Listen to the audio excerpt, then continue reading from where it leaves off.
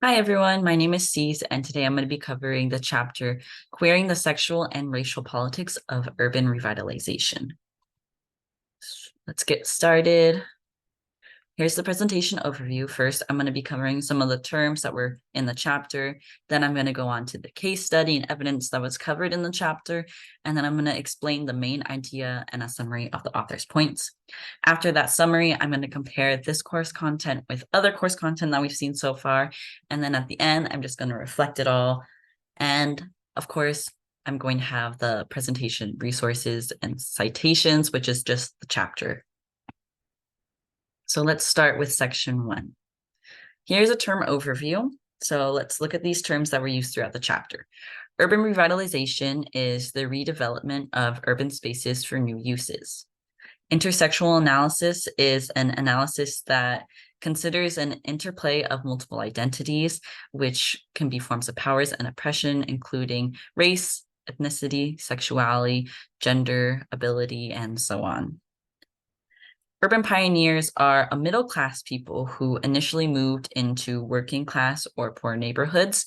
Oftentimes, this results in a raise in housing prices. And when we consider this through an intersectional lens, urban pioneers often end up being white, cisgender, queer people, whereas queer people of color in the same position are labeled as being deviant or making the area unsafe.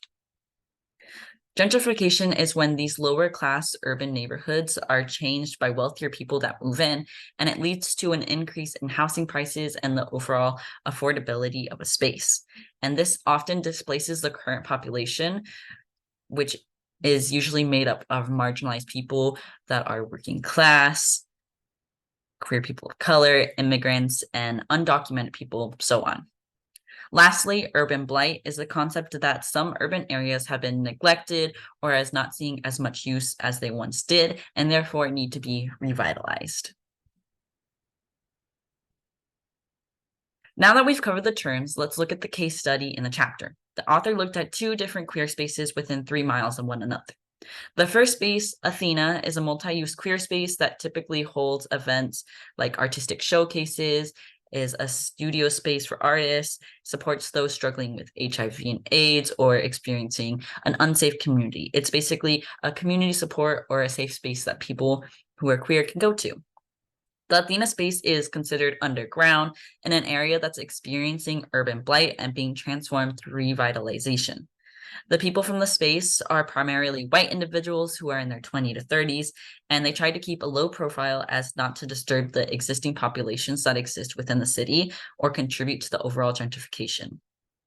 Miniman is another queer space that's just 3 miles east of Athena, so they're in generally the same area, and it is also a multi-use queer space. It was started with the intention to bring people of all colors, men and women, from the ages of 15 to adulthood, promoting HIV and safe sex awareness in the community. And the space primarily serves queer youth of color and is a space for those who are lacking sufficient housing or struggling financially. Just like Athena, Miniman is considered underground and is in the same area that's experiencing urban blight and under construction of revitalization. So why are these 2 important? Well, when it comes to the 2 spaces, there's a stark difference in how the community views them. Athena was subject to the city's framework plan of 2007, which aimed to revitalize the areas and restore it from urban blight. But they experienced little to no repercussions for being underground. They weren't pushed out of their existing space. In fact, the community viewed Athena as urban pioneers. While Athena members aimed to keep a low profile, they were ultimately thanked for helping get the gangs out of the neighborhood. And their lack of participation in the neighborhood ultimately enabled developers and police in the overall gentrification of the area. So to avoid abusing their power, they refused to speak up and tried to keep things low profile, and their lack of obstinance to the revitalization or their lack of using their voice ultimately was an enabler. Miniman, however, fell victim to a lot of the gentrification in the area because the space received up to 29 police calls made for loud music, fights, and weapons. The space was described as an alcohol-fueled orgy with male strippers, which is on page 223 of the reading, sorry. And they experienced an increase in police and community surveillance, which ended up criminalizing the existing people, the existing youth that were using that space. So because Athena didn't speak up, they were viewed as like the good gays, whereas Minimum was viewed as deviant and hurting the community. So now that we've looked over the terms and the two spaces described, let's discover the ultimate message that the author is trying to convey. The author states that there is a stereotype or notion that gentrification is often performed by queer individuals. So think older white cis male who happens to be gay coming in with his husband or family and trying to revitalize an area, which leads to the overall gentrification of an area. They then tear this argument down by viewing gentrification and use of queer spaces through an intersectional lens. So by saying, hey, it's not just white cisgender queer people who are using this space, it's the people who are actually a part of this community trying to use the community and being demonized for it. So they take a look at one queer space, which is serving mostly white young adults, and then view their actions and how they're treated in comparison to a queer space that's in the same area and serving a more diverse demographic of people. So both Athena and Minimum displayed similar events. They had small underground parties and other events that were used to serve the community. And despite Athena being warned by police and displaying the same behaviors, they were uplifted for making the community safer, while Minimum had the police called on them multiple times and were demonized. The author goes on to say that the simplistic argument that gays raise housing prices and values and propel gentrification relies on an extremely narrow, racialized, and class-specific definition of gays. And that's on page 226 of the reading as well. In this case, the message of the chapter seems to be that we cannot make blanket assumptions about how social issues rise. When we look at the two different spaces through an intersectional lens, we saw that Minimum was criticized and punished for making the community unsafe, when in actuality, they were strengthening the community for the actual population instead of enabling gentrification in the city. The notion that gays are main contributors to gentrification is being used as means to pit one marginalized group against another so that there is less of a resistance when a space is gentrified because the community isn't working together to prevent it. So while yes, some queer spaces may contribute to enable gentrification, communities that actually need these queer spaces as forms of mutual aid, resources, and support are being harmed by the gentrification that's taking place. The author goes as far as to state, as gentrification renders many formerly affordable neighborhoods unaffordable, and racialized policing heightens to sanitize these areas for middle-class consumption, the structural conditions that allow queer spaces to exist evaporates.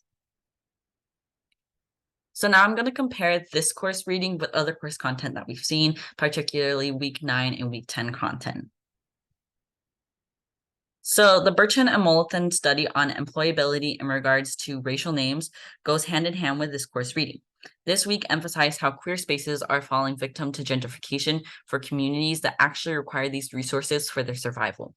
The study gives us more insight into what sort of conditions can create these disparities. Applicants with the white sounding names were more likely to be called back for interviews, which ultimately means that the white individuals had less of a need for resources in comparison to their peers. Yet the social group that was experiencing less need is also the social group that's experiencing more resources that they might not necessarily be using. Whereas the group experiencing more marginalization through the intersection of multiple social identities and has more need for these resources and aid is being reprimanded and pushed out instead of supported. In the week 10 discussion board, we discussed the question, why isn't a simulation or trying to conform as much as possible to the culture of a dominant group a viable strategy for marginalized groups to gain acceptance and better treatment? The answer to this question was that by trying to conform, marginalized groups lose an accurate representation of their communities and therefore end up lacking actual acceptance and equitable treatment needed to sustain themselves. This is directly seen in the comparison between Athena and Minimum. The Athena group, the white group, tried to conform as much as possible to the point that they were actually enabling the gentrification that was taking place. And because they were enabling it, it led to their sister space, Minimum, becoming a target of increased community and police surveillance. So here's my reflection. As a non-binary trans individual who actively participates and contributes to the community that I exist in, I found that the reading was actually very enlightening. Personally, it reinforced the idea that silence is oftentimes just as harmful as actively harming those groups. The Athena group tried to avoid gentrification by keeping a low profile, but ended up being put on a pedestal that harmed the other community members. The reading also made me consider that the social groups and events I do participate in, and how these groups can be more inclusive and uplift the struggling individuals who don't experiencing the same privileges that I experience. The only critique that I really have for the reading is that there is a failure to discuss viable means of change. So, what could the Athena group have done to be better? How do we prevent further gentrification and preserve Black queer spaces? What is the overall goal that the reader should be taking away from this reading?